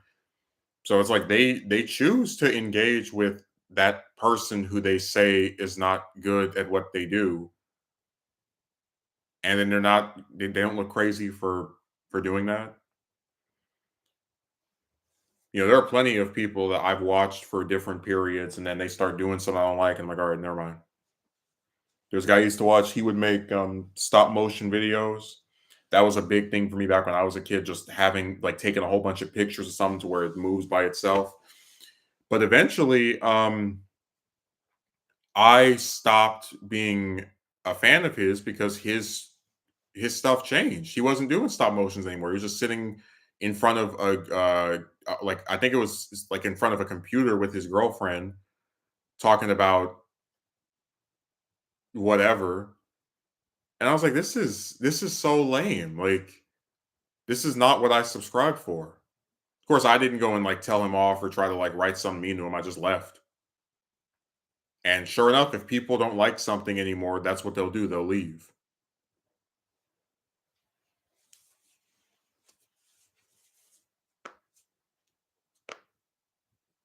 That was a sad downfall too. That was a guy I really liked the content of, and he just went to the dogs.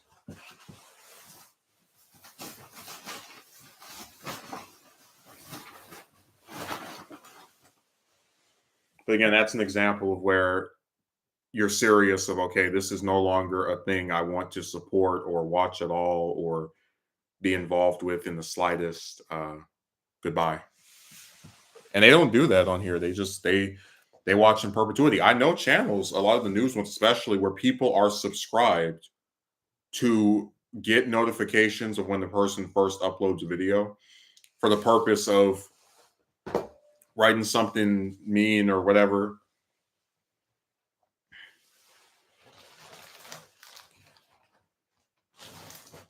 What they get out of doing that, I don't know, but you get the idea.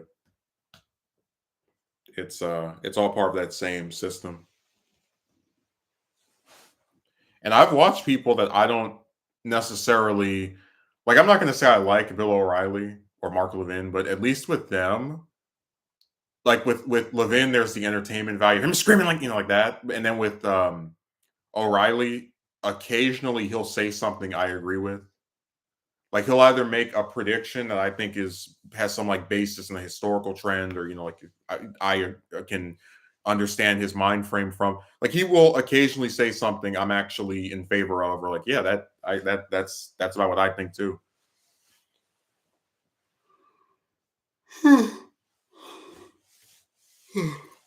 So in their instances, those are people where they will take, there's an impetus to watch or support them, because I still get something out of it. But these other people, I don't get their logic. Your takes are bad. Okay, don't watch me. Your audio is too low. Okay, don't watch me. Your camera quality is too low. Okay, don't watch me. They just keep coming back.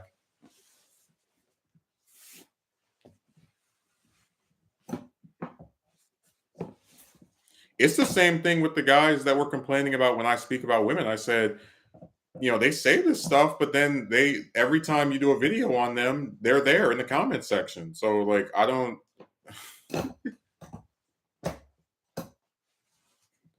Again, they say one thing and then do something else.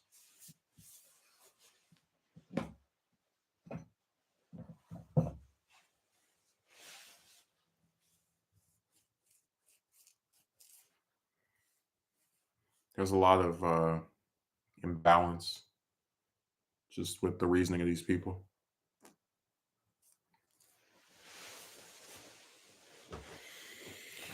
No, Grant would be real interesting to tackle. Um, I mean, I'm always going to have some level of respect for a president that prosecutes the Ku Klux Klan. You'll never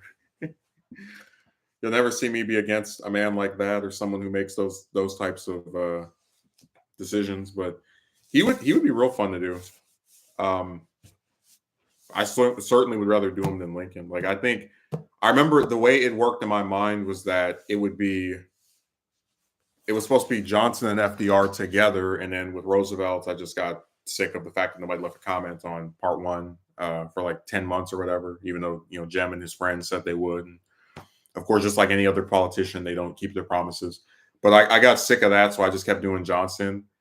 And I said, okay, the other one is going to be Carter and Nixon, and then I did two of Nixon, and I have the books to do Carter. I just want to get a little bit further in both Johnson and Nixon before trying to switch over to a fourth one or do a fifth one or whatever. Because I remember in my mind the fifth and like the third pair, the fifth and sixth were going to be um, Eisenhower and Truman, and then after that it got a little bit more murkier.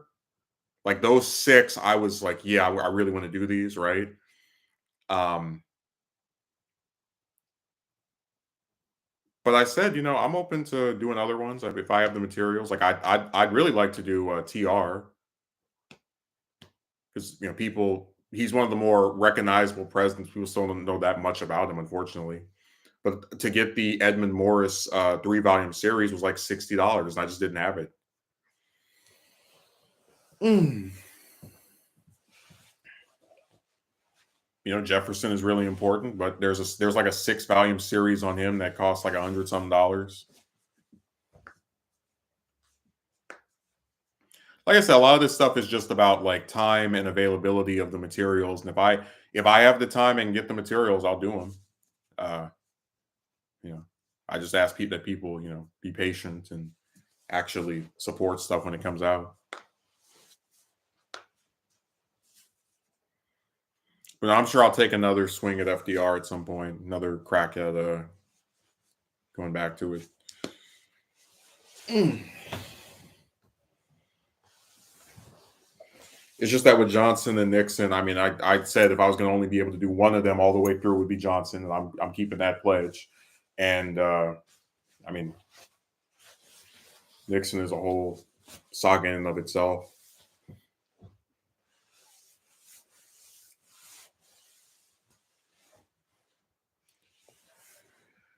Oh boy! And I said next year is going to be, the centennial for Robert Kennedy, and that's someone else I could consider doing one on. Um, so it's all about just trying to guide your way through these things.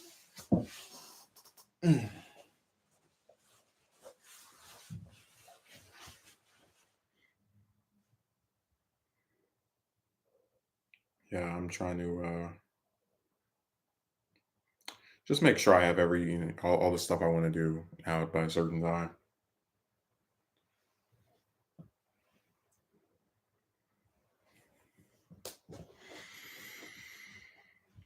Yeah, I think we can wrap this up now. We've got 2 hours of Christmas together. Certainly not what I had originally planned, but I said, while I'm sitting here and just trying to clean up a little bit, let me turn the camera on and talk for a little while.